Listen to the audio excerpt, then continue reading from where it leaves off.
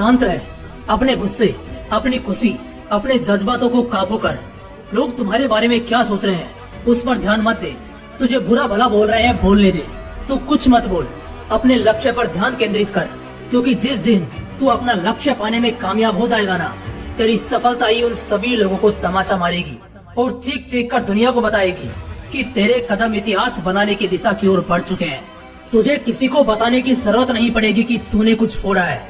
तेरी कामयाबी ही आवाज बन जाएगी, तुम्हारी शांति ही क्रांति लाएगी। इतिहास गवाह है कि जब भी किसी महान शख्सियत ने अपने कार्यों या विचारों से दुनिया को प्रेरणा दी है, उसने शुरुआती समय में ठोकरें खाई हैं, लोगों की नजरों में हंसी का पात्र बने हैं, लोगों के ताने सहे हैं, कईयों को तो अपना खून तक बहाना पड़ा है, लेकिन किसी ने भी पलटकर जवाब नहीं दिया। वो शांत रहे। उन्होंने अपने मन को इस तरह ढाल लिया कि चाहे कुछ भी हो जाए, ऐसी बातों पर ध्यान नहीं देना है। कितनी ही ठोकरें या ताने क्यों ना खाने पड़े, कितना ही खून क्यों ना बहाना पड़े, जब तक कि शरीर में जान है तब तक मन को शांत रखकर अपने लक्ष्य की ओर बढ़ना है। क्योंकि उन्हें अपने आप पर पूरा भरोसा था कि एक न एक दिन यही लोग जो उनका अपमान कर रहे हैं उनका आदर करेंगे। सावित्रीबाई फुले, भारत की पहली महिला शिक्षिका। कितना अच्छा लगता है ना जब हम सावित्रीबाई का नाम भारत की पहली शिक्षिका के रूप में गर्व से लेते हैं। ये एहसास तब और भी बढ़ता है जब हम आज के समय लड़कियों को बड़ी बड़ी छलांगे मारकर ऊंचाइयां छूते देखते हैं। आज की लड़कियां महिला जिस स्थिति में है, उसका बहुत बड़ा श्रेय सावित्रीबाई को ही जाता है। लेकिन दोस्त, शिक्षा की यह सुनहरी दास्तां सुनने में जितनी मधुर लगती है, इसे हासिल करना उतना आसान नहीं था। सावित्रीबाई की स्कूल की दीवारों पर टंगी तस्वीरें ये बयान नहीं करती कि उन्होंने हमारे उज्जवल भविष्य के लिए पीठ पीछे कितने तीर खाए हैं। सावित्रीबाई जब लड़कियों को पढ़ाने जाती तो लोग उन पर थूकते थे, उन पर कीचड़ फेंकते थे, उन्हें पत्थर मारते थे। और ये 1 या 2 दिन की बात नहीं थी, उन्हें ये रोज सहन करना पड़ता था। लेकिन वो कभी भी पलटकर जवाब नहीं देती थी। इन सभी बातों से ज्यादा अपना लक्ष्य उनके लिए सबसे बड़ा था। अपने लक्ष्य के प्रति इस प्यार के कारण ही वो अपने साथ एक साड़ी ले जाती थी, ताकि लोगों के द्वारा फेंके गए कीचड़ से खराब हुई साड़ी को बदलकर वो उसे पहन सके और लड़कियों को पढ़ा सके। और दोस्तों, उन्होंने यह कांटों से भरी राह आज पूरी भी की, जिसका नतीजा आज हम देख ही रहे हैं। सावित्रीबाई का शांत रहना ही वो वजह थी जिसने शिक्षा में क्रांति लाई। दोस्त, मेरी तुम्हारी कहानी भी कुछ अलग नहीं है।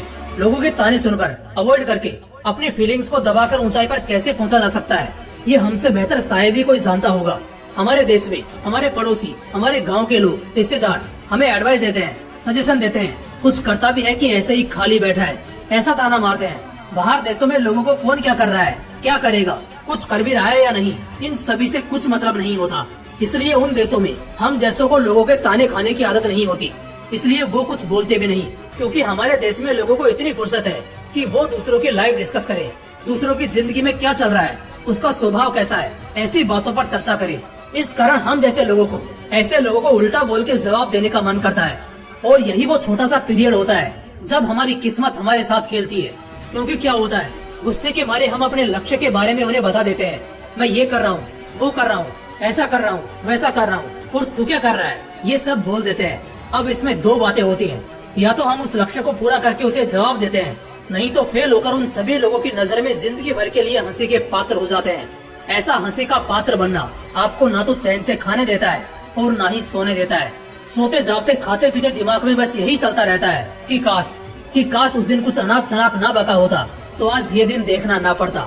दोस्त, किसी को जवाब ना देना और शांत रहना किसी भी एंगल से तुम्हें एक कमजोर इंसान नहीं बनाता, या ये नहीं दर्शाता कि तुम एक निकम्मे इंसान हो, बल्कि ये यह दिखाता है कि तुम में कुछ बोलने से ज्यादा कुछ बड़ा करके बिना बोले जवाब देने की भूख है। ऐसी भूख जो लोगों के शब्द सुनने से ज्यादा अपने गोल पर फोकस करती है। एक ऐसी भूख जो लोगों के तानों से ज्यादा जिंदगी को नए आयामों पर ले जाने के लिए मर मिटती है।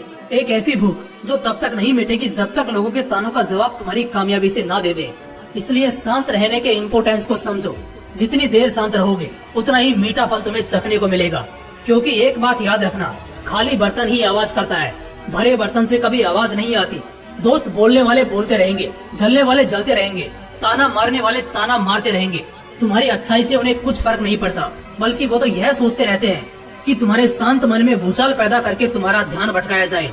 इसलिए लोगों की बातों पर ध्यान मत दो, शांत रहो और क्रांति लाओ। अगर इस वीडियो को देखने के बाद एनर्जेटिक फील हो रहा है तो देख क्या रहा है दोस्त, इसे ज्यादा से ज्यादा लोगों के साथ शेयर कर, ताकि उनके जीवन में भी बदलाव आए। और हाँ, अगर चैनल पर नए हो तो चैनल को सब्सक्राइब करके हमारी फैमिली का हिस्सा जरूर बनना, क्योंकि हम ऐसे ही पावरफुल मोटिवेशनल वीडियोस लाते रहते हैं। फिर मिलते हैं नेक्स्ट वीडियो में। एक बवाल मोटिवेशन के साथ। जय हिंद, जय श्री कृष्ण।